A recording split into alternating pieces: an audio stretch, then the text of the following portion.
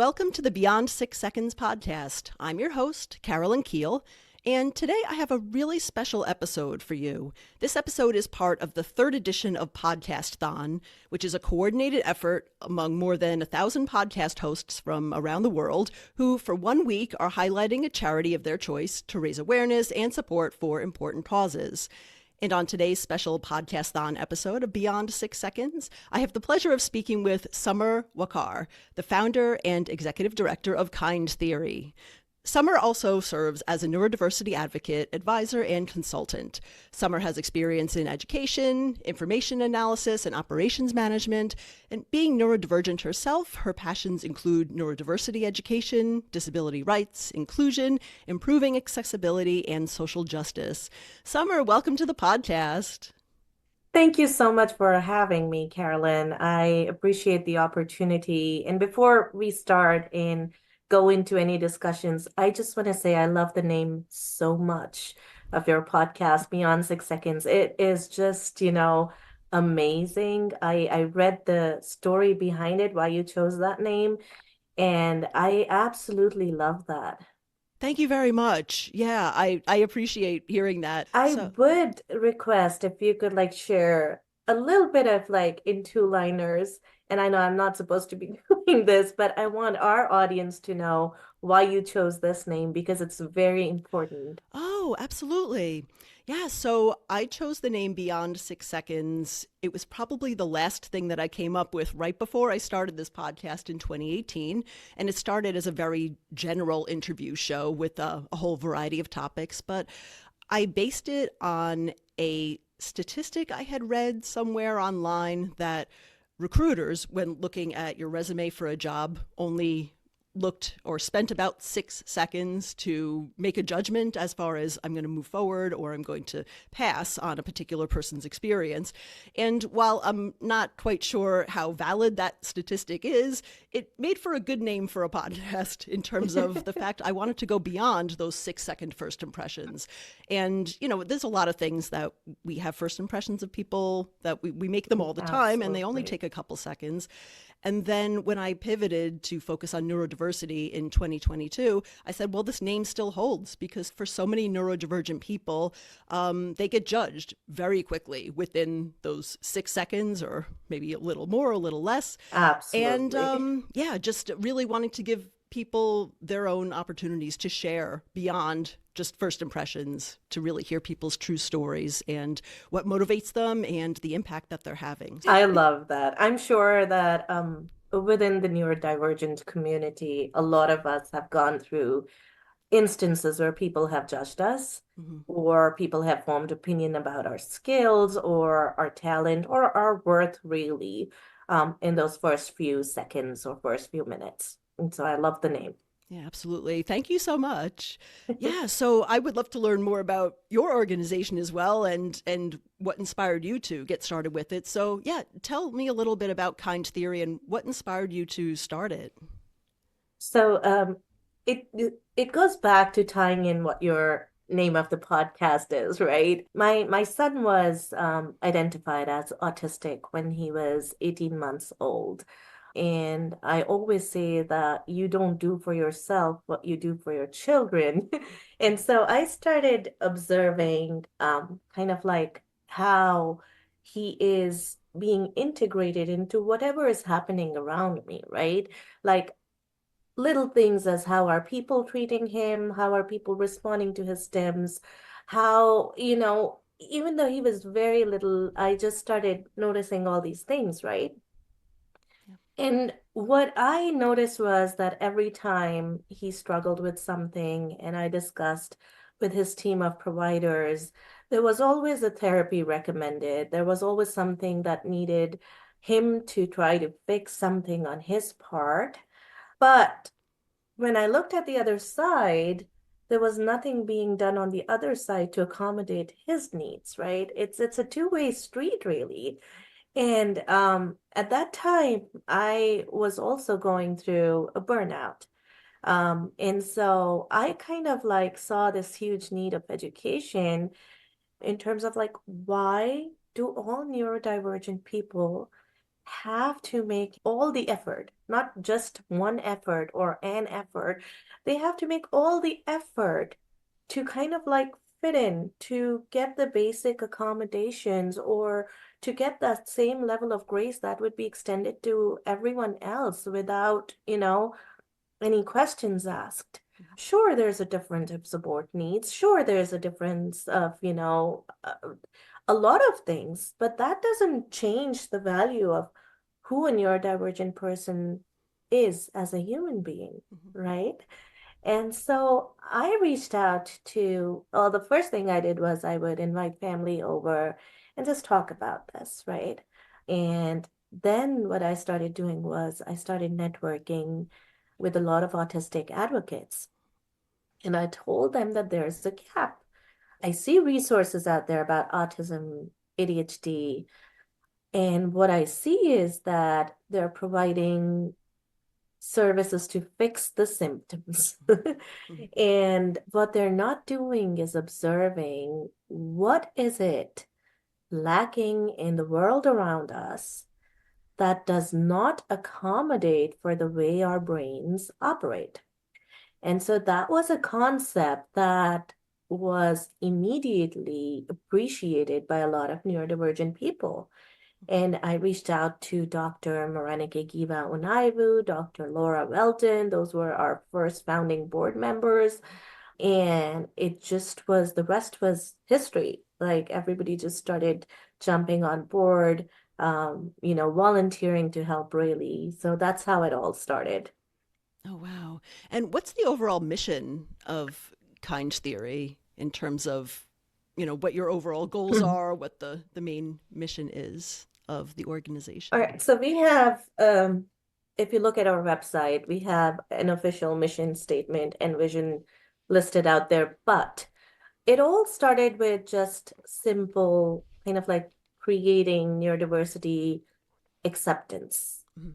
and not just like a general person giving that education, but people with lived experiences.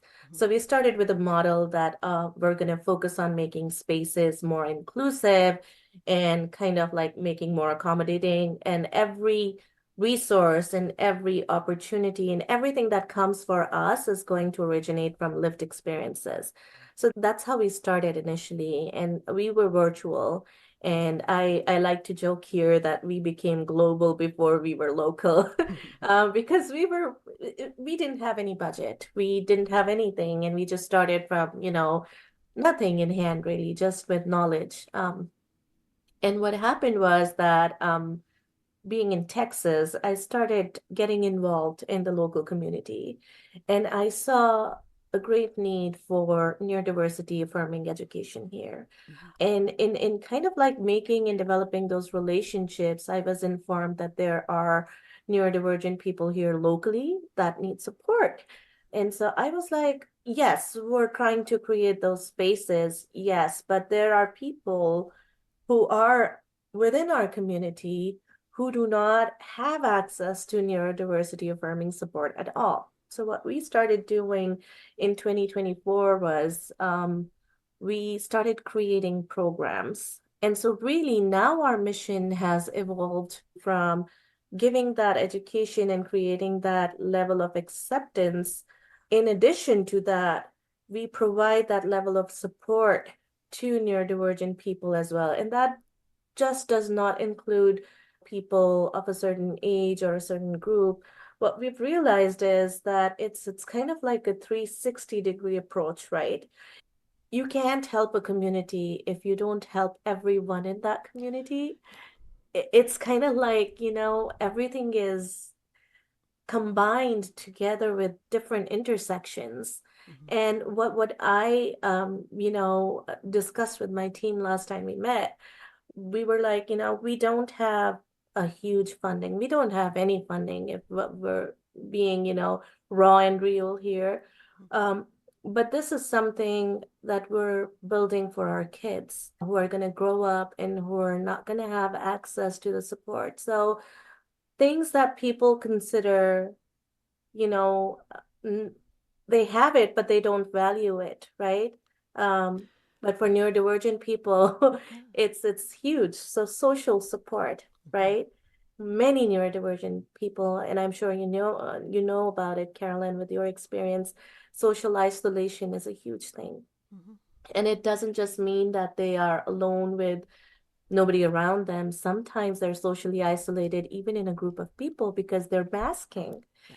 And so that support, and then, just navigating, it is so hard to get simple services. Like the process is so complicated to get enrolled in Texas Workforce Commission and then kind of like go through that and receive, there are certain steps within a process. And all those steps, for a neurodivergent person, they're not accessible Mhm. sometimes. And so, what happens is that they become underemployed, unemployed, because even though the resources are there, the accessibility is not. And so we try to kind of like bring that portion into it. I would kind of like receive criticism on that your website sometimes is not digitally accessible, or your events do not have sometimes, accessible features like ASL or live captions. But with the limited resources we have, we're trying to expand those accessibility features for anyone who is our program participant or who attends our events.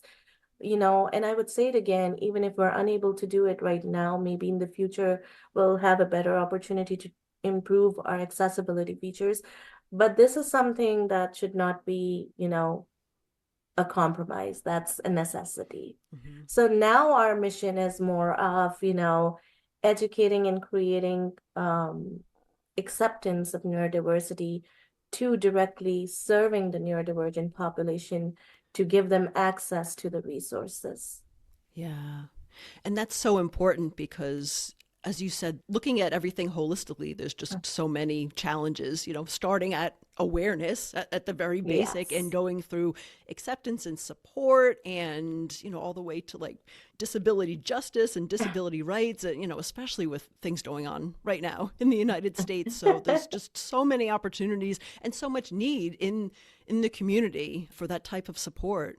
And in terms of the people that you support, is it mainly around autism and ADHD? Is that the main focus? Yes, so we have a focus on autism and ADHD. Part of the reason is the limitation of resources. Mhm. Neurodiversity is a huge umbrella. Yeah. And for us to be able to support everything under that umbrella, yeah. So our Mhm. focus is on autism and ADHD for now. Yeah. And then you mentioned some different supports and events. Like, what kinds of events or other services do you offer through Kind Theory? So we um we offer a couple of, so we launched our in-person programs in the year 2024. And so, as I talked about earlier, when it comes to supporting neurodivergent people within your community, there are a lot of intersectional elements as well. Mhm. There are a lot of co-occurring conditions with autism and ADHD as well. So we have to kind of like design our programs keeping all of that in mind, right? And so what we started off with was a community resource and engagement program. And so that was not just a program for autistic people, that was really for the families, for caregivers, for teachers, for instructors, any staff that kind of like deals with children or employees who are neurodivergent, right? And so that was basically a neurodiversity affirming education session, where we would let them know about what autism is or what ADHD is through the lens of neurodiversity, what services are available, and connecting them to those resources. If an autistic person or if a neurodivergent person reaches out to us and lets us know that they're struggling with something or the other, and they want a resource engagement session on that. So then we kind of like take their request and we provide them that information. So those are community resource and engagement sessions. Then we launched another, when we had our in-person launch event here, and I would like to give a shout out to JD Finish Line Foundation. They issued us a grant earlier in 2024, which enabled us to kind of like launch here in person in Texas. And so after that, what happened was a lot of neurodivergent people started reaching out to us, Mhm. expressing their support needs because they felt like it was a safe space, right? Yeah. And that's really important to kind of like create that sense of belongingness. And so they started reaching out to us and they started sharing that one of the major needs that they have within this community is employment. Yeah. And it's not just employment or applying for jobs per se, it's kind of navigating the entire process. Because the process, let's be honest here, that the processes are not designed keeping in mind how a neurodivergent brain may work. And even in neurodivergent brains, there's a lot of diversity, right? Right. And so organizations these days, or since forever, at least now they're more kind of like aware of this, but Mhm. since forever, they haven't designed their process, you know, in a way that it creates belongingness or it accommodates every brain. Yeah. And so that need came, and so we developed our program, Employee Resource and Support Network. So through that program, we provide one-on-one coaching to our neurodivergent clients or participants. Our programs are free of cost. And I hate calling our participants clients or something. It's more like we're a family. Mhm. But for the lack of a better word, yes. So one-on-one coaching, then we help them navigate the process.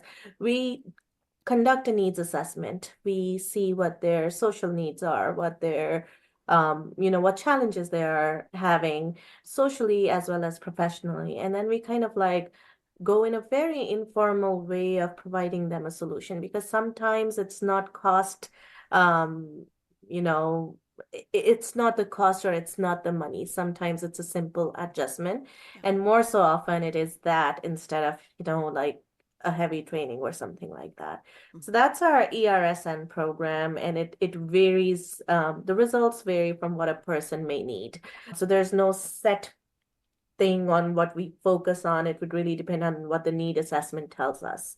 We have the municipal accessibility program, our two very young content contributors, autistic contributors. They create, and I'm sure you know Hassan and Ashita. Yes. They Hmm. create art pieces coupled with powerful lines, and that's just kind of like to motivate decision makers to take decisions that take into account the needs of autistic people. So I'm not sure how much time do we have, but there's these little things here and there that we're doing, according to the minimum capacity that we have right now because we're run on volunteers. And so it's just we help where we can. That's really great. Yeah, it's important to have that community support of people with lived experience. It's important to have support in the healthcare system and government supports, but also that community where, as you said, people feel safe to come to you and say, listen, I have these needs.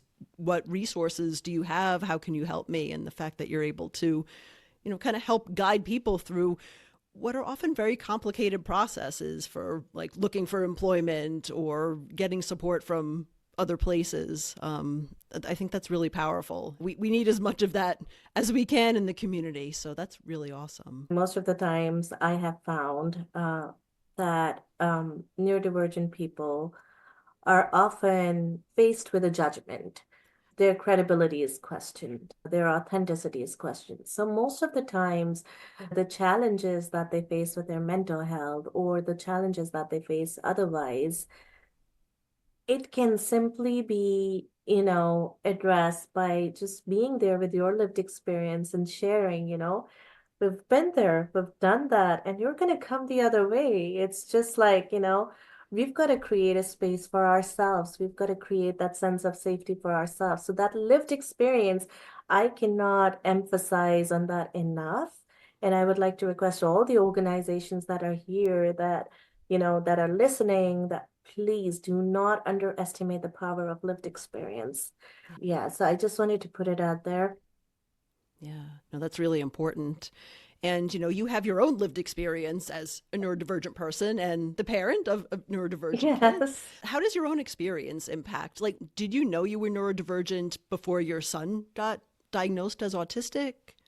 Right. What So happened? growing up, I always used to tell my friends, and I remember mentioning it to my mom occasionally, that I don't think I was made for this planet because that was, but I didn't even know what neurodiversity was. And from where I was, you had to kind of be a certain way to be autistic or ADHD. And so I had that ignorant understanding of what autism and ADHD is. And I'm sorry for using that word, but really it is what it is. When I came here and I went through the burnout and a lot of things that were presenting as medical issues.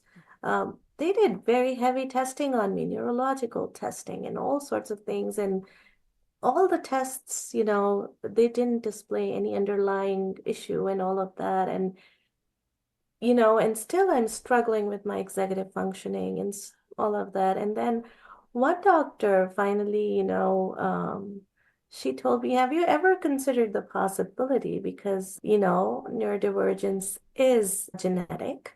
Have you ever considered a possibility that if your son is autistic, maybe you are too? And since you haven't accommodated for yourself for so long, you now need some rest.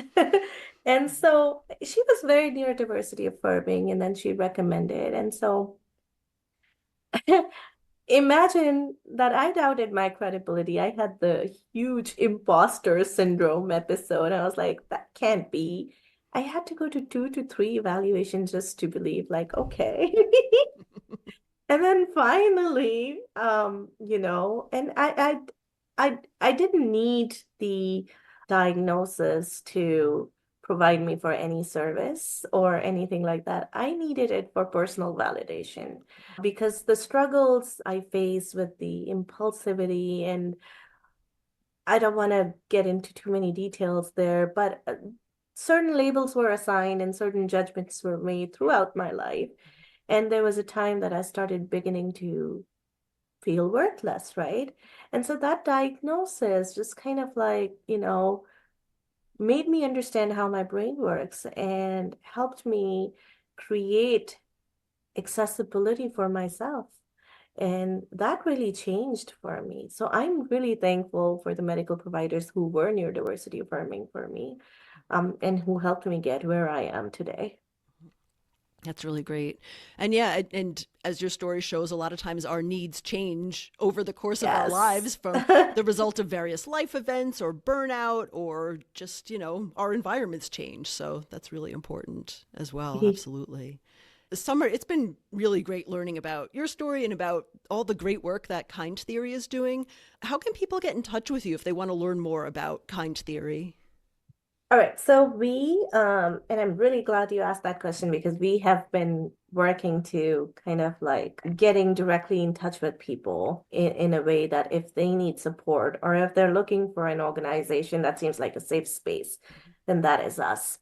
But that being said, we do need, in fact, the entire DEIAB community needs help and support from our communities. And how that is that we have educators who have lived experience and we have developed trainings for organizations, for schools, for, community or service or, anything that you think of. These are trainings that teach how to practice inclusion. These are trainings that teach neurodiversity. These are trainings that teach everything DEIAB. And DEIAB, for those of you who don't know, is diversity, equity, inclusion, accessibility, and belonging. And so if you're a part of an organization or if you have contacts who would like to support, please help them connect with us via our Facebook, via our email address, talktous@kindtheory.org. And please utilize our training services. What that does is every cent that we receive through our training services or our consulting services goes into the programs that we offer to our local neurodivergent population over here. And it keeps the organization running really because, there's only so much we can do with limited volunteering, right? And we have to keep our regular jobs for bread and butter. Yes. Hmm.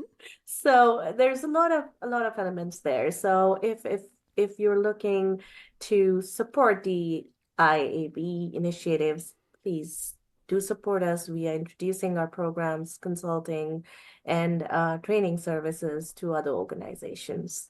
Hmm. Absolutely. And I'm assuming that any organization who's interested in your trainings, they don't have to be located in Texas. They can be anywhere, right? No, we can do virtually as well, and I'm chuckling right now because our board members are all around the Yeah. US. It's Hmm. it's because when I started, I didn't even know that Texas had something neurodiversity related, and Hmm. then once we started with the other board members, that's how I met people here locally.